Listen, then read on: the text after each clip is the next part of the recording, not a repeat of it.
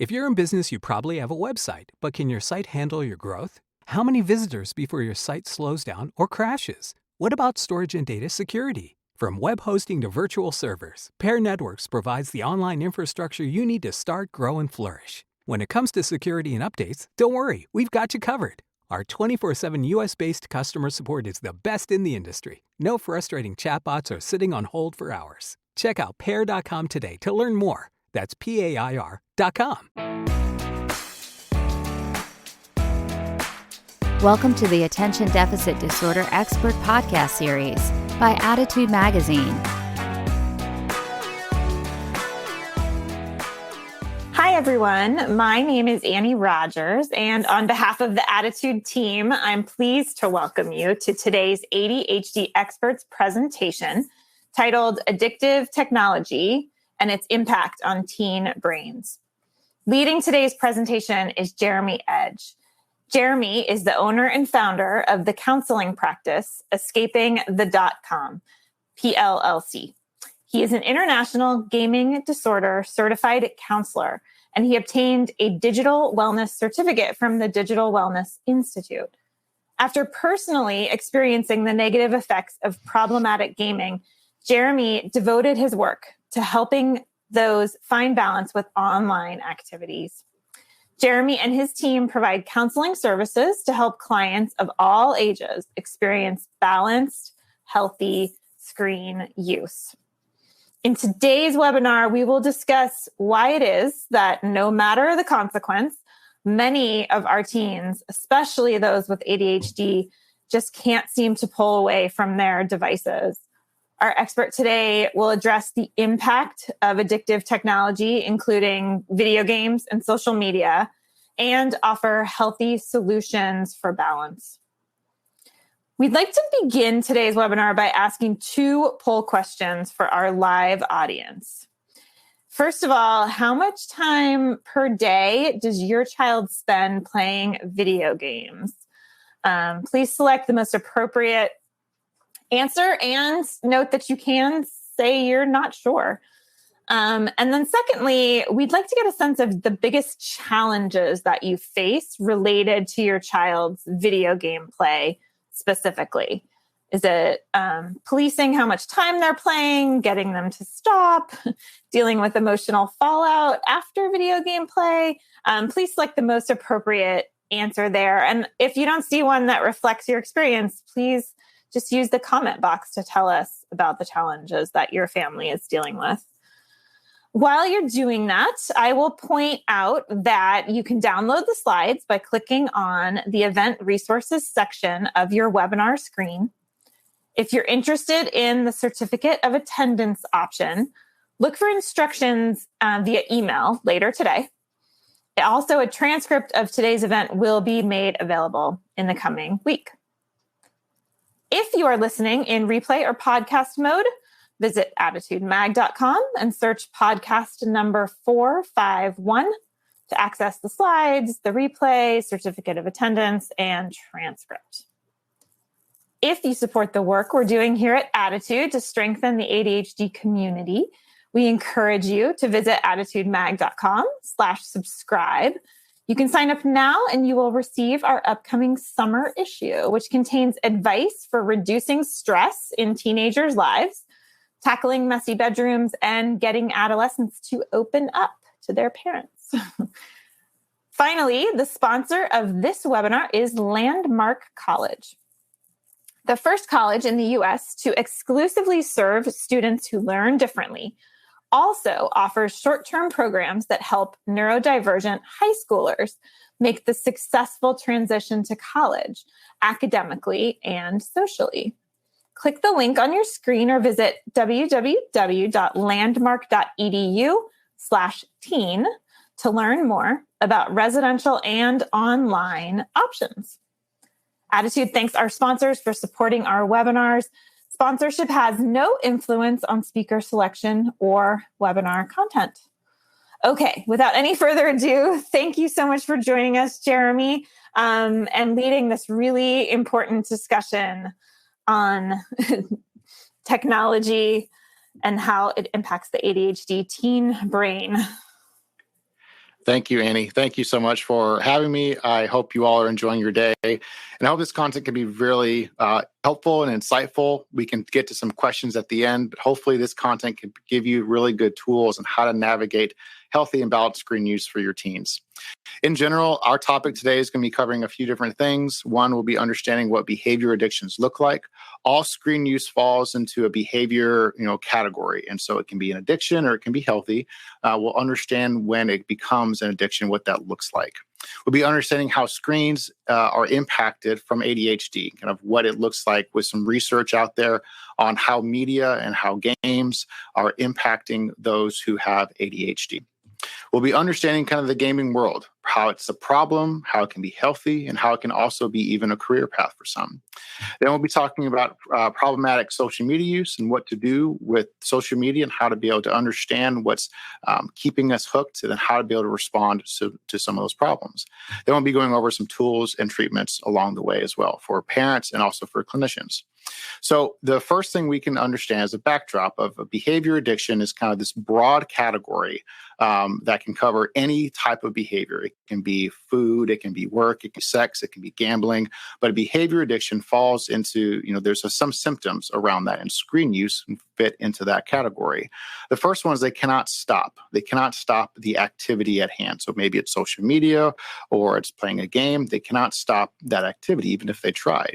They cannot control their behavior as well. So maybe they're getting really upset and really, really irritable or angry or frustrated, or they become really depressed. Their emotions and their behaviors are not able to be controlled. That's another symptom of an addiction to a behavior. Cravings can be also a part of it. For a substance, there can be like craving, alcohol or drugs. There can be cravings for the activity at hand. I want to play more. I want to be able to engage more with social media or watch more TV. There can be some strong cravings associated with it. There's some really big negative emotional responses too. So not only they cannot control their behavior, they cannot control when they play or cannot control their time online, but their behavior is also, again, problematic, and their emotions are very much dysregulated when they are not able to engage in the activity. They don't see the personal problems. This is a big area, or others are talking to them and saying, oh gosh, this is a big issue for you.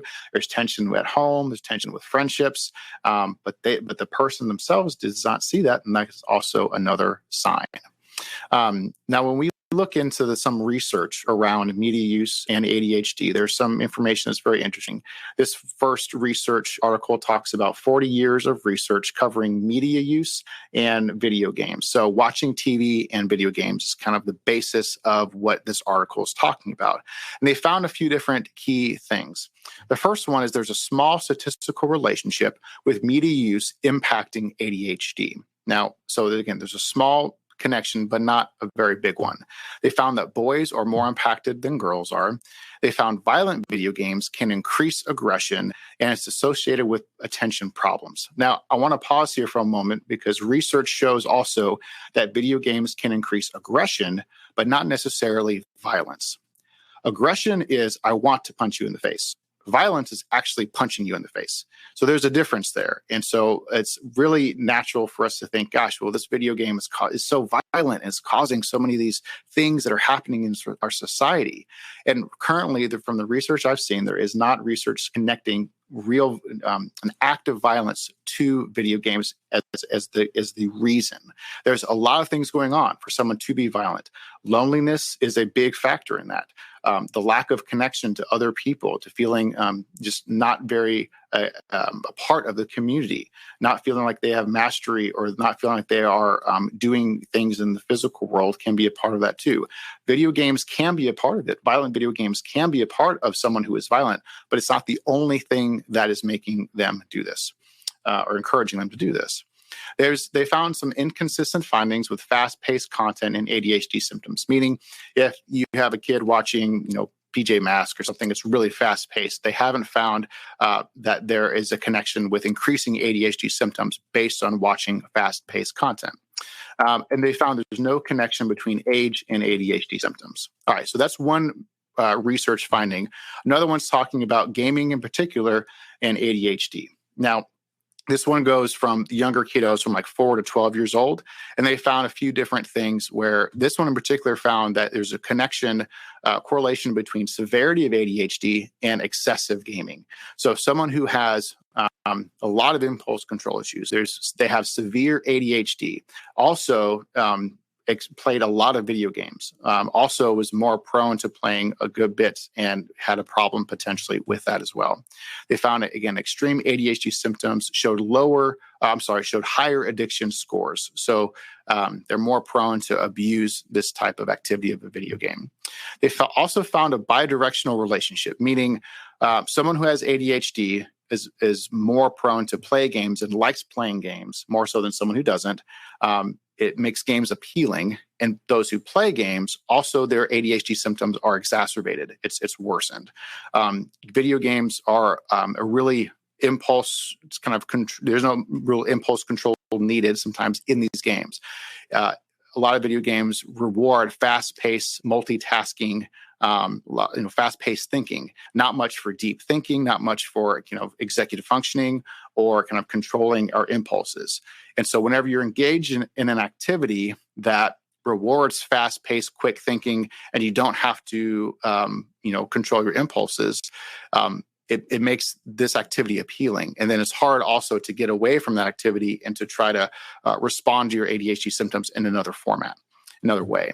Males are also at higher risk for ADHD and have higher risk than females in this research study too. So this is interesting, again, friends, because ADHD can impact gaming in particular and vice versa. If your teenager has ADHD, they may be more prone to play games and they may be gravitated more towards that. So it's just a good understanding to say they could be at risk for abusing games, but not necessarily.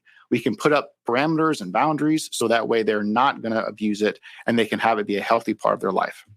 Okay, so now let's go into what a gamer profile looks like. Gamers can fall into 3 big categories. All gamers can fall into 3 big categories. And the first one is the escaper. They love to play games to escape, to jump into a world, they love the storylines, they love to be immersed in this massive world. They are pretty impulsive and they usually have low self-esteem. Games can be World of Warcraft, Final Fantasy XIV, Skyrim, Hogwarts Legacy came out not too long ago. So these are massive worlds people can get immersed in, and they love to escape. Their primary drive to play is to escape and to explore in this world. The next gamer type is the achiever. They love to play games to win, to achieve, to compete. They are motivated to progress and to get better and better at a game, rather than trying to escape into it. These games are very competitive in nature, and they are rewarded for playing well. They're impulsive, but they have high self-esteem. It's similar to someone being good at a sport or singing or something like that. They can feel confident in their abilities and in their skills. When someone is playing at a really high caliber of a competitive game and they do well, they feel really good about themselves. They feel very confident. And so their self-esteem is usually higher than those who play solely to escape and to explore. Now, these games can be League of Legends, Fortnite, Overwatch 2, Valorant, Call of Duty. These games are all competitive, fast-paced, rank-based games. The next gamer type is the hardcore gamer. Now, this is a mix of the two. They love to escape. They also love to achieve. They identify as a gamer, and they love the immersive aspect of it. They love the competition as well. They identify as someone who loves to play games and want to have that be more part of who they are. Now, they are the most at risk for problematic or disordered gaming. Now, that doesn't mean, friends, that they are disordered. It just means that they're more at risk. Similar to someone who has ADHD versus someone who doesn't, it means they're more prone potentially to overuse this activity and for it to become a problem. So now with that as an understanding, most people play in a healthy recreational way. I've seen statistics of 80 to 90% play at a healthy recreational way where video games are not causing them any problems. It's a really fun, good hobby. I've seen these numbers show that 10% play and they're at risk, meaning there's some issues going on with their gameplay, meaning they're staying up late every now and then. Maybe they're turning in homework late every now and then. There's some at risk from what gaming is causing them. Around 5% play, and there are problematic activities around this this game. So maybe they are, turning in homework pretty consistently. Maybe they're staying up late every other day. Maybe they're fighting with parents on a daily basis.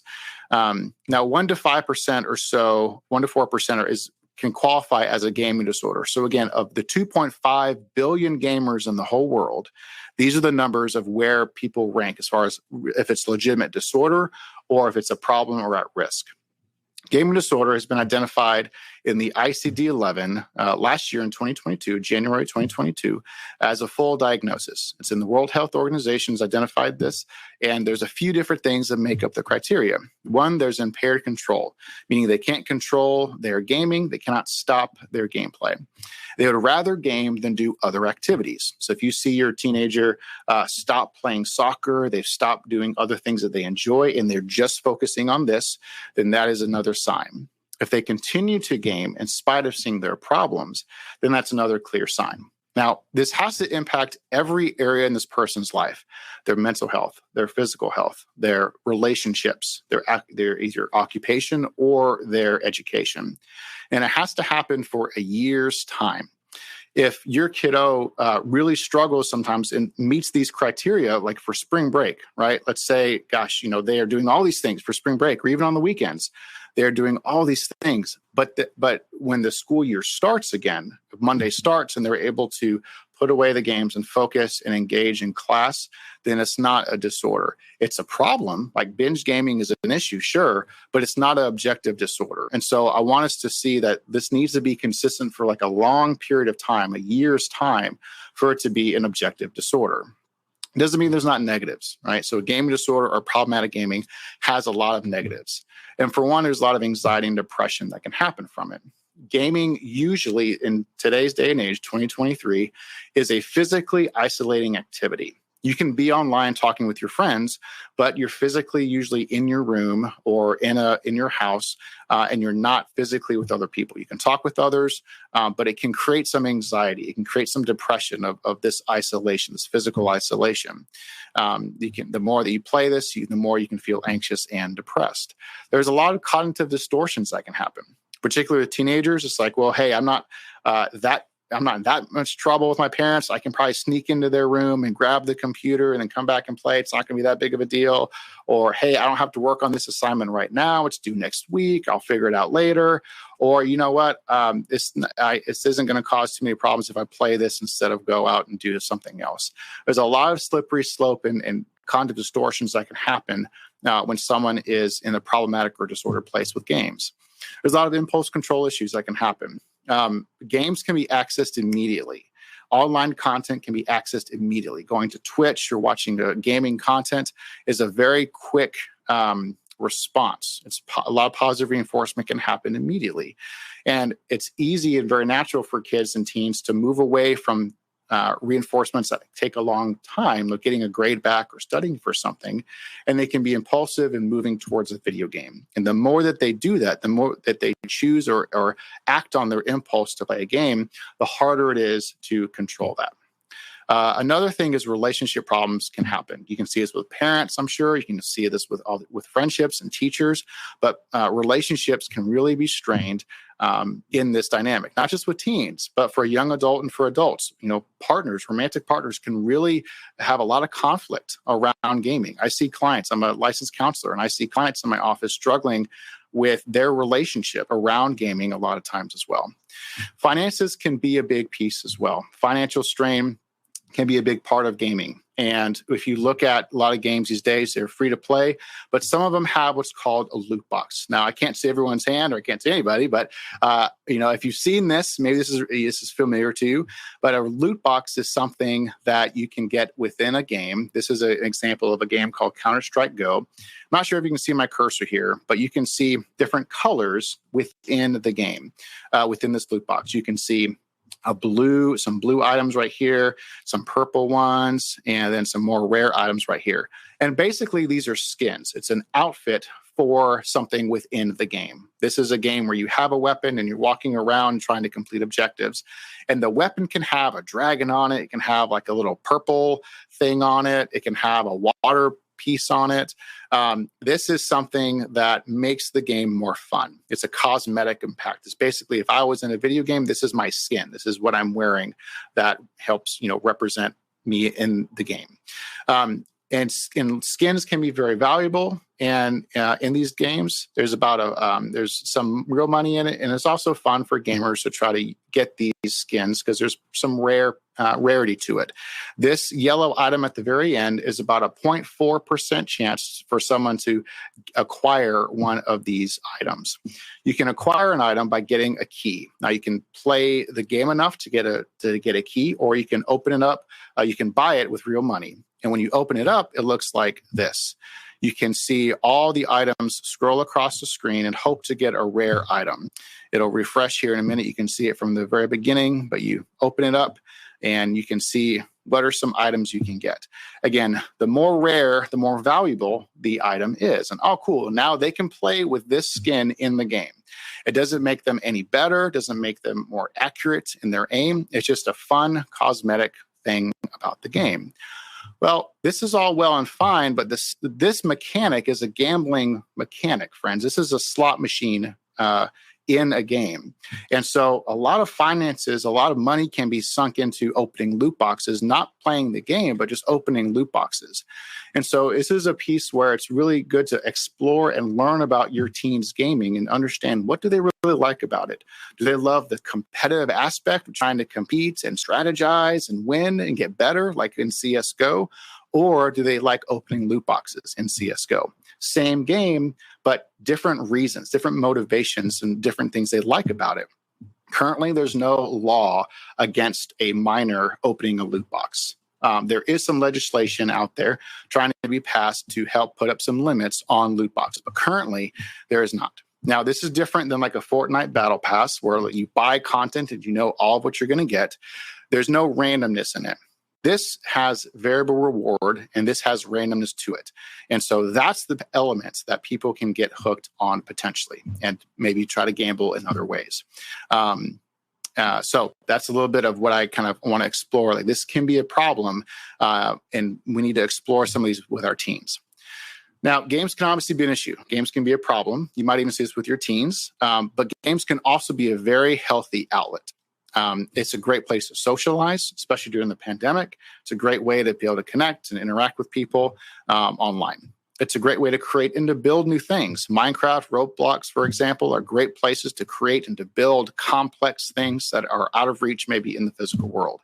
It's a lot of good competition. It can be good to strive and to compete and try to get better, and online games are a good way to do that.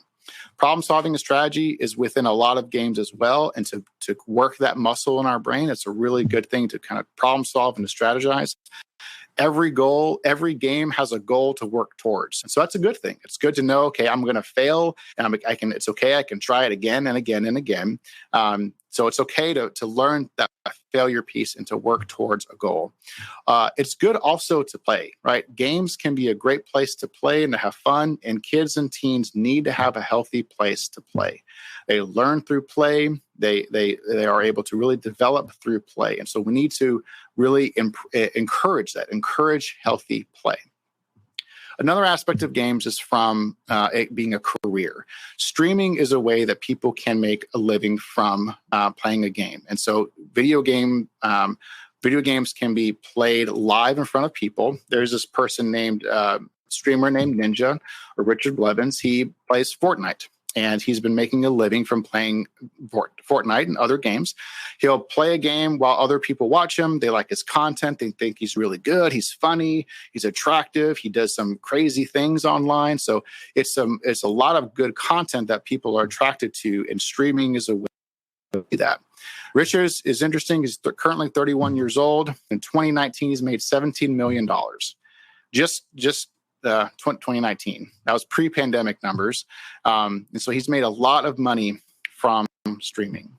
He's been asked to play certain games for $50,000 an hour so that those game companies can get their content out there, and a lot of people will watch him. Ninja is interesting because there's an interview I'd encourage you to check out. And it's a pretty long interview, but between 2 minutes and 13 seconds and 3 minutes and 23 seconds, they ask him, well, what do you tell parents What do you tell all the 16 to 17-year-olds who want to make a living gaming, who want to stop everything and to play games? What do you tell them? And basically he says, whenever he was pursuing this, he maintained his job at Noodles and Company. He went to college. He maintained his grades in college. And he worked to compete competitively in Halo. And he worked on streaming. He worked on being able to improve his streaming numbers and to make that a reality. He didn't just drop everything and go to this. He encouraged kids, look, he says, you can't just stop everything and try to make this happen. It's a very competitive market out there. And you need to be smart about how you engage with this activity. If you're able to make it, fantastic. But you also need a plan for your future to make that happen as well. And so it's a really encouraging interview that I encourage you to check out. If your kids know who Ninja is, or they respect him, they like him, have them check it out too. Because it's really encouraging to say, look, this guy's made it. He's made a living from streaming, but he's not encouraging to drop everything.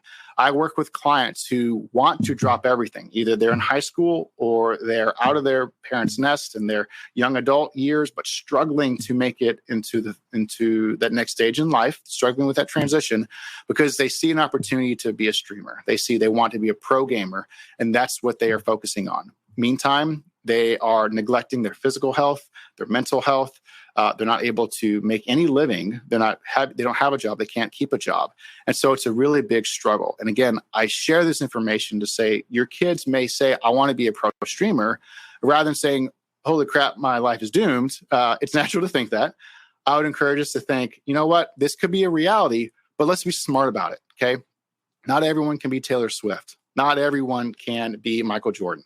Some can, but not all. And so I would encourage you to be able to say, look, this could be a reality, but let's also be smart about how we pursue this. Another way people make a living from games is through esports. And esports is the pro world of gaming. For football, we have the NFL. For basketball, we have the NBA. And so esports is that pro organization for games. Currently, there's around 57 total games that have organizations that you can compete and play in. In the U.S., there's around 19,000 players, and they've made over $169 million in their earnings. This is just in the U.S. There's a lot of pro teams and a lot of interest internationally. And so this is something that is a big interest for a lot of people around the world. There's a game in particular that's really exciting. There's a game that is called Dota 2. It's a 5 versus 5 competitive game. And they have a world championship every year. And their world championship in 2021, their prize pool was $40 million. This was one game of the 57. So not every game is this big. Not every game has this prize pool, but some do.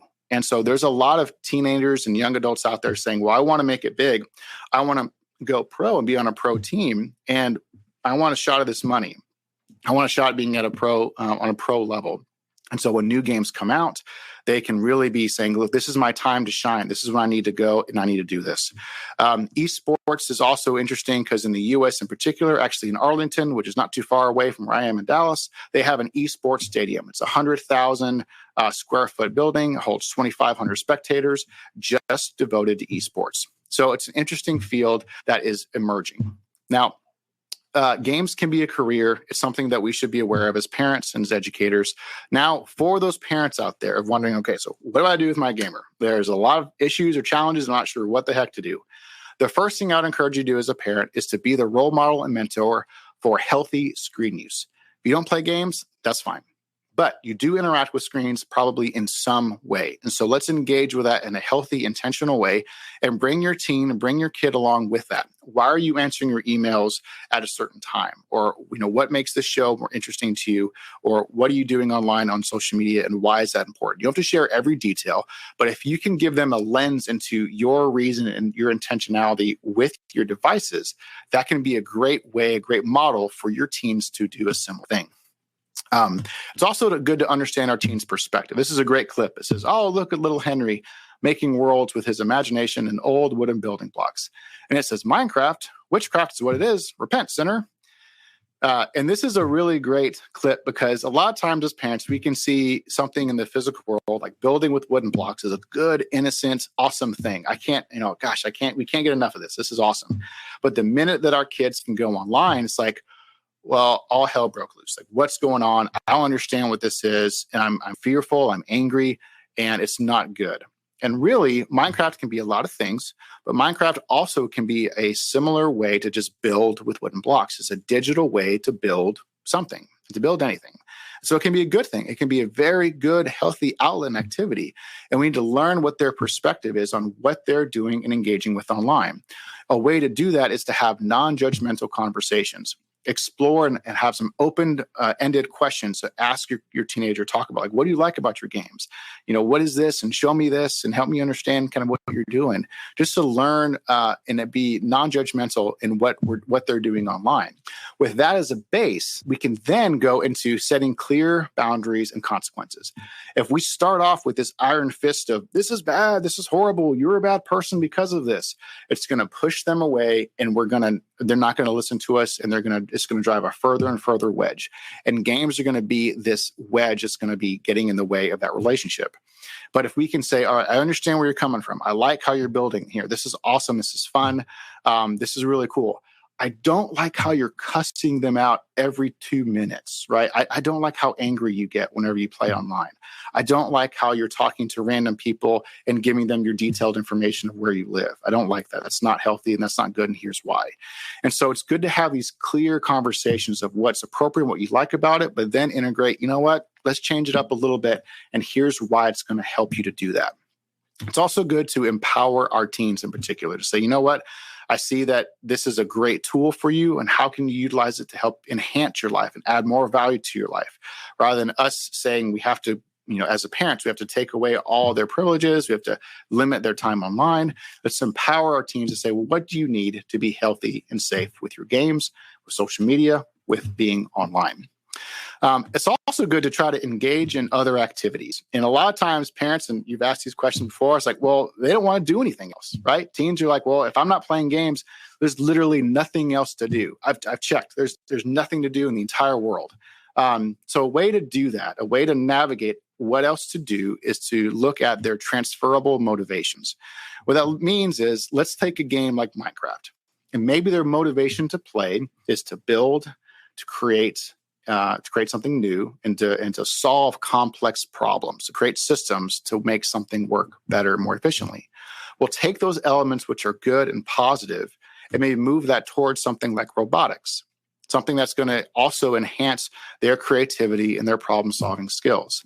Let's take a game like Valorant. It's a very fast-paced game based on progression, based on getting better, based on competition, and based on challenging yourself to get better. A similar way to enhance those motivations and to move that towards something else could be something like rock climbing. Rock climbing, similar to Valorant, you can get better and better, and start off not very good, but get better and better at it.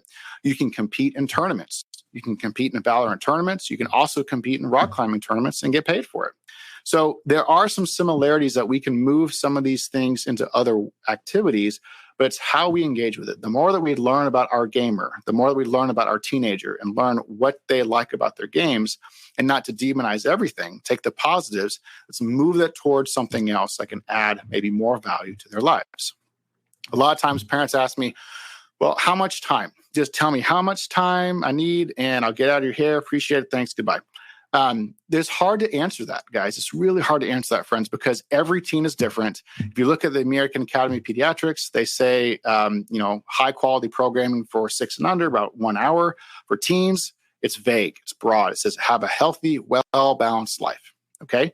So to find that is to fill out something like this, or to make something like this. This is an example of a 24-hour day of your teen's day. Maybe it's spent hopefully 8 hours or so of sleep. School is in there too. And then the rest of the afternoon can be filled of maybe reading, extracurricular activities. Not sure how much homework they got, but a couple hours of homework or so, maybe some meal time, free time. Even it's good to have built-in time to do, unstructured play. And then at the top here, we can see it says screen time. It could be gaming time, could be social media time, could be YouTube.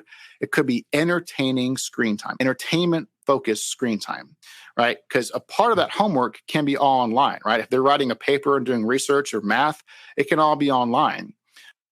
But the screen time up here is the entertaining type of screen time. So again, watching TV or playing a video game. This is a good way to get like a screen time inventory to be able to kind of process, okay, so how much time is in this kiddo's day and where can they, what can we do as far as having some time online? In general, I would say an hour or 2 hours is a good baseline for time on video games per day. Depends on your kiddo.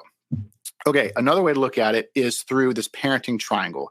I've worked with Jody Bechtold in another course, and we made a course, and this is a really good idea on how we navigate parenting, usually as parents with kids who play games.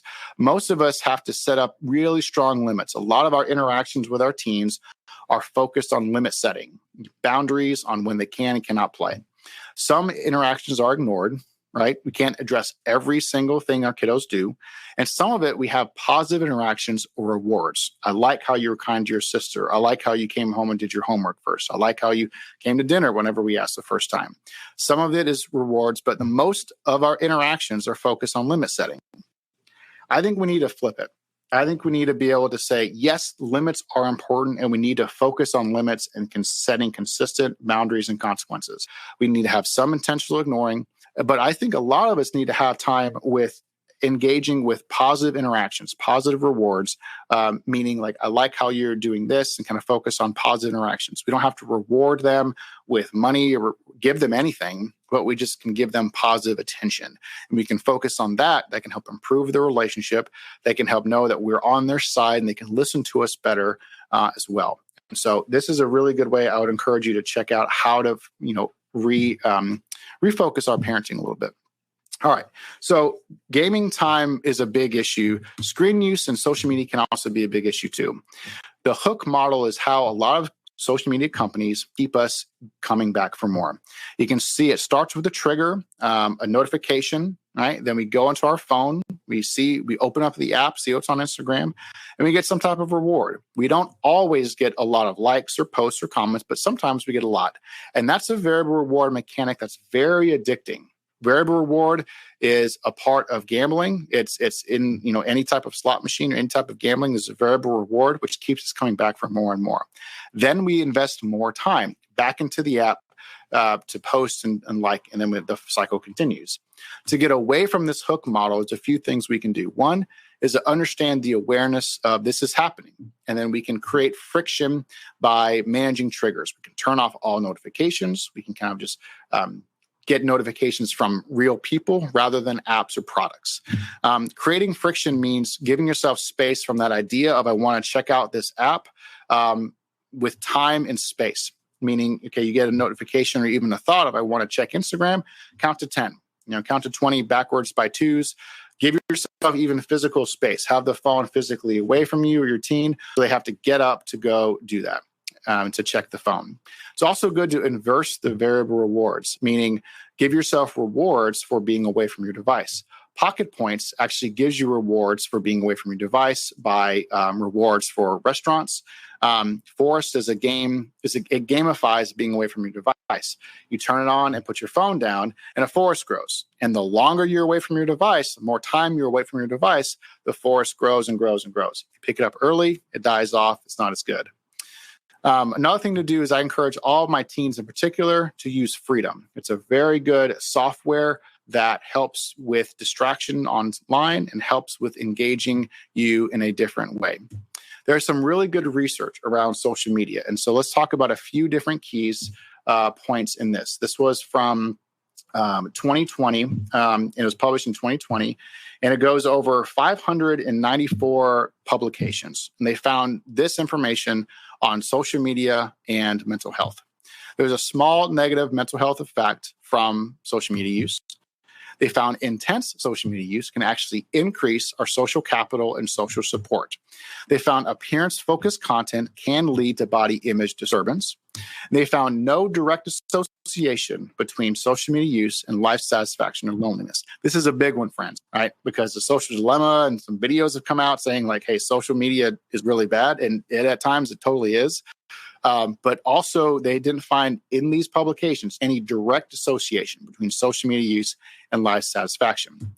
They found that age and gender had no moderating effect on mental health, but culture and personality did, meaning the culture and personality of the person had an impact on how social media impacted their mental health.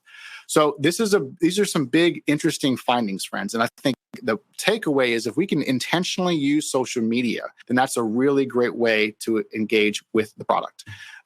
In general, here are some tips. We need to avoid comparisons. We need to know what's healthy for us and focus on that. And talk about image-based platforms and to know with our teams that this is something that is things are inappropriate or kind of not the standard, right? Just know that image-based platform content is out there. It's good to have a device-free bedtime. A lot of times we can check our social media feeds before we go to bed. It can get in the way of sleep. It can also create more FOMO, or the fear of missing out, seeing our friends engage in things that we're not a part of. It's also good to monitor our mental health, is knowing kind of as a precursor where we're at. If there's research that also shows that if we are depressed, if we're feeling pretty depressed or anxious, and we go on social media, we can feel more depressed. It can exacerbate these feelings, right? So it's good to know, okay, so how am I feeling mental health wise? And then, if I'm feeling depressed, maybe I should talk to a friend or go do something else rather than check out social media. It's good to be an active social media user rather than kind of passively just doom scrolling. Really engaging provides the most positive outcomes for social media. Okay. It's good to be aware of our time on social media as well. That is a good way to say, look, I'm spending a lot of time on this. Maybe I can redirect some of my focus, my attention. If we are having a problem, if our kids are in this problematic place, either with games or social media, this is what we can do. SMP 5 means stop problematic screen use for 60 days and pivot. Okay. At least 60 to 90 days, stop the specific online activity, either a video game content, or social media as an example. Attend a support group. Attend a 12-step support group can be fantastic. ITAA, Internet Technology Addicts Anonymous, is a great way to do that. You can also redirect motivations, meaning, like we talked about before, find other activities to move towards. We need to improve our relationships with others. And we also need to address these underlying issues. A lot of times we use games or social media to cope with challenges. We need to address those things. We also need to set up protective factors. Protective factors are systems in place to help keep us at a positive place in our life. One way to do that is filling out this document. I've created this with Jody Bechtold. This is from my training, but I've adapted it to help my clients in particular find balance for them. It's a great way to say, all right, what is disorder? What's really unhealthy?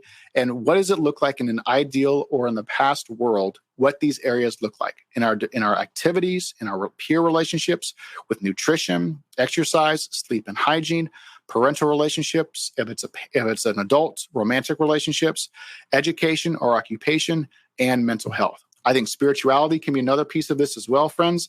But I think if we're able to I figure out, okay, so for this person, what does it look like to be healthy and balanced? We can focus on staying in these areas.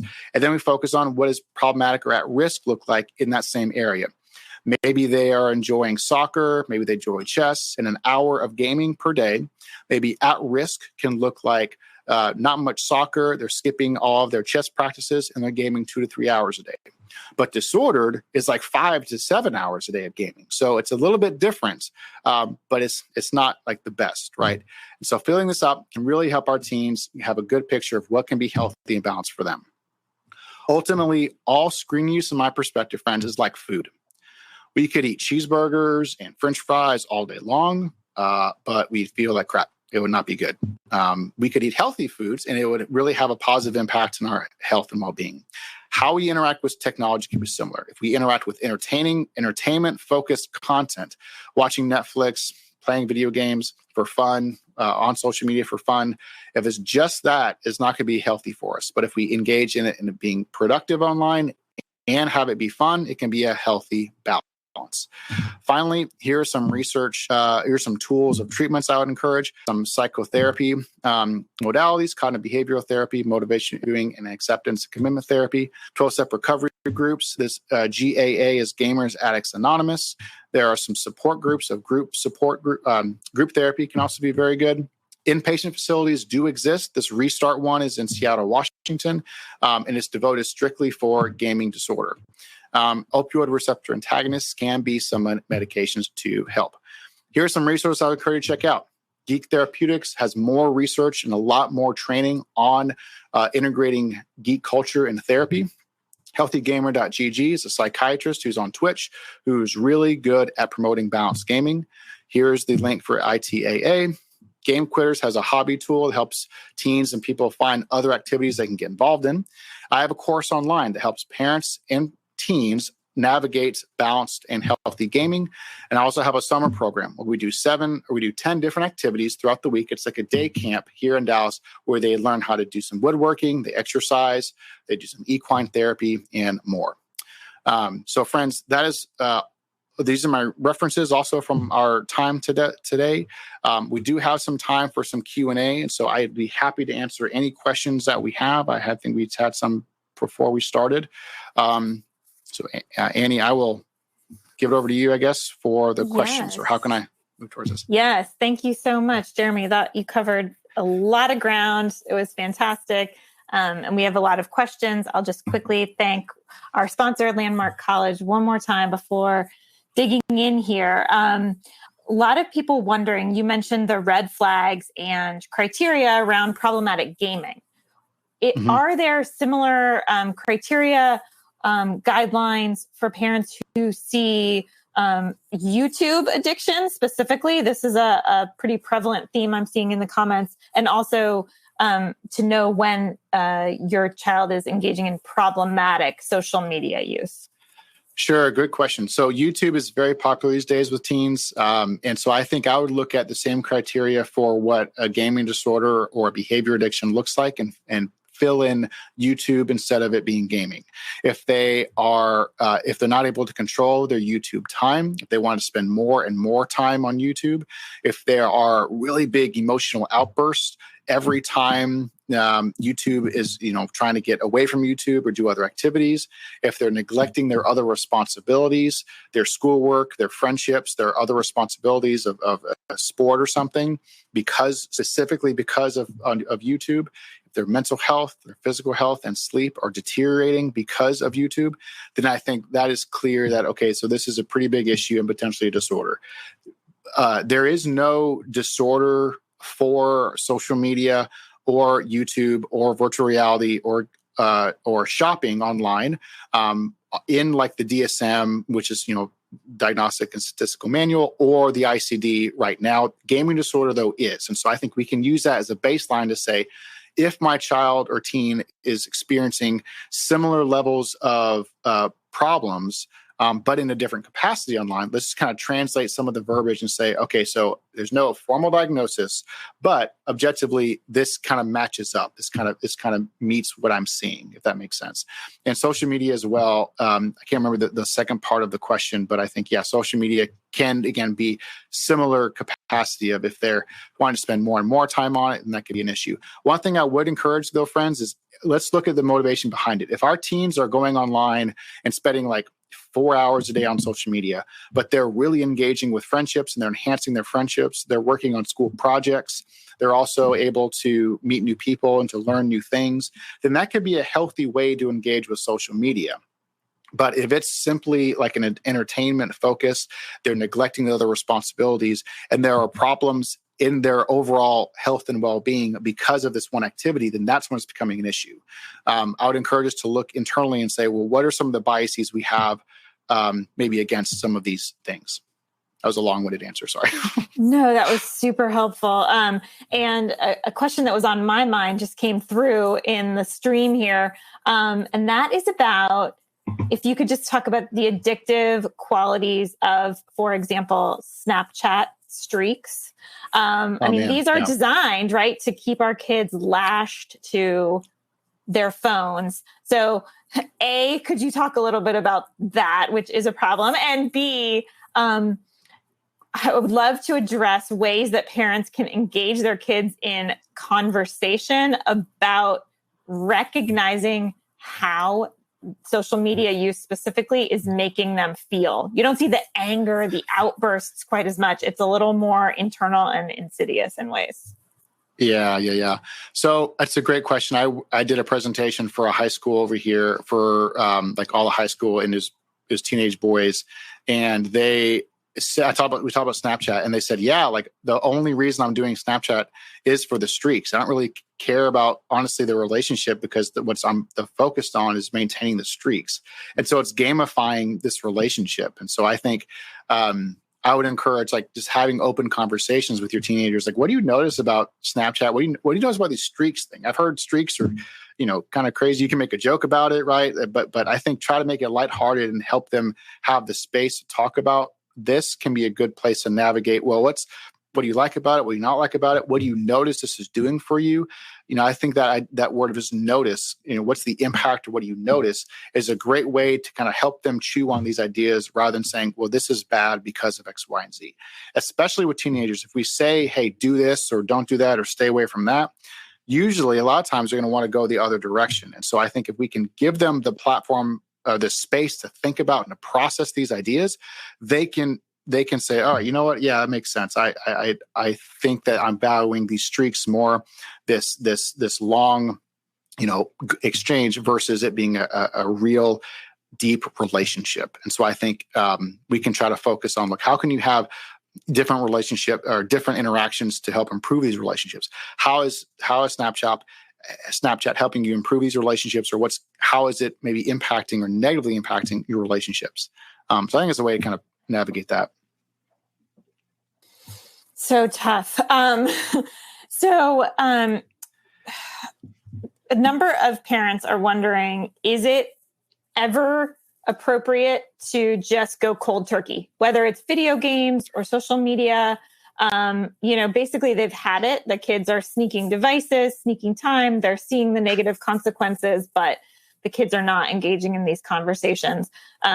Is pulling the plug ever a good idea, or would you recommend another step first? Yeah, I think it's a great question. And honestly, I think your kiddo best. I would encourage to try to focus on balance. You can set up different parameters and boundaries, less time. I think it's okay, though, to say, look, we're just going to take a break for 2 months, and then we can talk about integrating it back again. If this has been a kind of a long-standing issue, you've noticed really big disrespect and challenges and a lot of issues with school, it's okay to say, we're just going to take a break from this because it seems like objectively your behavior is becoming more problematic. It seems like there's a lot of, failing grades or lower grades. Point to objectively some outcomes of what you're seeing. If we just say we don't like how much time you're spending online, that doesn't make sense to them. Their world is online. And so if we're able to point to objectively the negative health outcomes of their time online, that's easier to process. That's going to be help them to say, okay, well, I do value, my future. I do value my time with friends. So I can do that, but maybe in different ways. And so I think going cold turkey is fine. I would encourage to move towards other activities that they can find enjoying, they can enjoy and they can, they can like. They won't probably like that immediately, but they can, the more they get into the habit of doing it, the more that they can enjoy that other stuff. I think we need to speak to the behavior that we're seeing in these objective outcomes rather than focusing on, games or social media is the reason. It probably is honestly the reason, but I think at least to help our teens see that, look, we're focused more on the behavior and on your education and mental health as well. So I think cold turkey is fine, as well as trying to navigate the balance. I love that. The focus on not just the time online, which obviously does concern so many of us, but it's really, it's really the behavior. And it kind of dovetails with another question we're seeing here from parents of over 18-year-olds who no longer have, formal parental controls. And they're wondering, I'm wondering for those of us with kids under 18, how we can kind of build the foundation so that our kids are participants, that they're learning how to regulate their own time and they're not totally dependent on us to be the police. We would like them at 18 to not be spending 23 hours a day on devices. That's a great point. Gosh. And I think, a way to compare it is like whenever our kids go to college, hopefully they will know how to practice the discipline of getting their homework in on time, right? They'll be able to, they've practiced getting up in the morning, being responsible for their things and driving to different places and being able to manage a schedule, appropriately-ish, right? Like not perfect, but most of the time, hopefully our kids have been trained and guided on how to navigate a college or post-high school world pretty effectively. Not perfectly, but effectively because they've had practice. I think a similar thing can go with online time. If we can help provide them with some earlier in life, kind of young kiddos and even as teenagers, giving them opportunities to have that freedom, but for them to practice regulation, that's where ultimately around like 18, 19 or so, when they're out of the nest, then they can feel more empowered, they can feel ready to control some of the stuff. So practically it can look like young kiddos, elementary school, putting up those boundaries themselves. Maybe in middle school, give them a little bit more freedom, give them a little bit more time to make choices. And then in high school, we can try to give them some more opportunities to say, okay, what do you need to be successful with online time? If you notice that they're not managing it well, then we can engage and reinforce some boundaries. But again, try to give them as much as possible that interaction and try to give them the benefit of the doubt. A counseling term we use is positive, unconditional positive regard. And it's hard to as a parent, but let's try to have that perspective of unconditionally, I see you in a positive light and I see that you can be successful. I see that you'll be a good prospering adult, and to portray that and to empower them in that, even in high school, to say, look, you can do this. You can manage your screen time. It's hard, but it's possible. We don't tell our kids, hey, you can go into a candy store and just have at it, right? Have unlimited access, have at it. We as kids, we have to put that in place. But when they are adults, or in high school, hopefully they'll go in and pick a few things from the candy store and leave, or a candy store, right? And the same thing is with online time. We need to set up really good boundaries online, and then later on, they can be able to intentionally pick out and engage online in a healthy way. Great. And for those parents out there who do have young adults who are beyond the realm of parental controls, can you offer any strategies for them for how they might be able to help them perhaps recognize and rein in problematic screen use? Yeah, I would encourage try to have like natural consequences happen for these older adults or older kiddos, basically. So if they're in school and they're failing or dropping out, rather than you bailing them out with a loan or having to say, okay, we'll do something for you, try to put it on them to say, well, what do you need to do, man? Like, what do you need to do to be successful in this or that? If they can't make rent or something, to say, look, what can you do to help to make this happen, to make ends meet? Talk to them about, look, your actions have these consequences. If they are unable to make healthy choices themselves, and talk about, look, what do you think about us helping with giving you boundaries online? Or, there are some parents I noticed that have been able to put up online software blocks and things like that on the devices. It could be worth to say, look, let's get some counseling either for the young adult or even for parents to help navigate what that looks like. I think in general, we need to be able to empower them, but also if they are unable to balance, let's say, online gaming time with school, then it's okay to take away that online gaming computer or device to give them more focus and attention when needed. To that activity. So it's a hard thing to balance, but I think if we're intentional, then that we could give them the support in that. Okay, great. And a reality for so many parents here today is that their kids have a lot or all of their work is actually due on computers. So they're in Google Classrooms and working on computers even during school time, but definitely during homework time, which makes it extra challenging. Yep. Advice for monitoring that required screen time, and any, you mentioned a few technologies that could be used. Maybe if you know of any, Chrome plugins or other that can help parents with this challenge. I kind of go back to the Freedom app. And so Freedom is basically during certain time periods, anyone is not able to access things that they don't want to. So distractions of YouTube, of Snapchat or whatever, it blocks those things during certain time periods. And so it provides the user with access to just focus on productive schoolwork, let's say, but they don't go to YouTube or they can't access Instagram when this is online. So that's a really good one. There's some other parental controls. So we haven't talked about Bark or Net Nanny or a couple other ones I would check out. But I think when it comes to the balancing kind of school time with technology versus entertaining time, if we can have separate devices, one devoted just to schoolwork, the other one devoted just for play, and even separate places to do the homework can be also good. Having a room devoted just to do schoolwork, another room just devoted to entertainment or fun can be great to separate the two out as well. Okay, wonderful. Since we are out of time, maybe, Jeremy, we can pick your brain on a few other apps and add-ons and things. And add those to the resources for people who attended today. Unfortunately, we are out of time, but that was incredibly informative and so helpful. Jeremy, thank you so much for joining us today and for leading this presentation. Yeah, thank you, Annie, for the time. Absolutely. And we hope those of you who attended enjoyed this session and that you'll join us again. And we hope you'll sign up to learn about all of our upcoming webinars, research updates, and more at attitudemag.com/newsletters. If you are listening in replay or podcast mode, visit attitudemag.com and search podcast number 451 to access the slides, the replay, certificate of attendance, and transcript.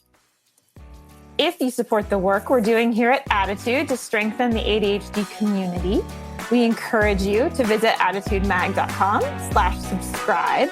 You can sign up now and you will receive our upcoming summer issue. Have a great day, everyone, and thanks again for joining us. For more Attitude podcasts and information on living well with attention deficit, visit attitudemag.com. That's ADDITUDEMAG.com.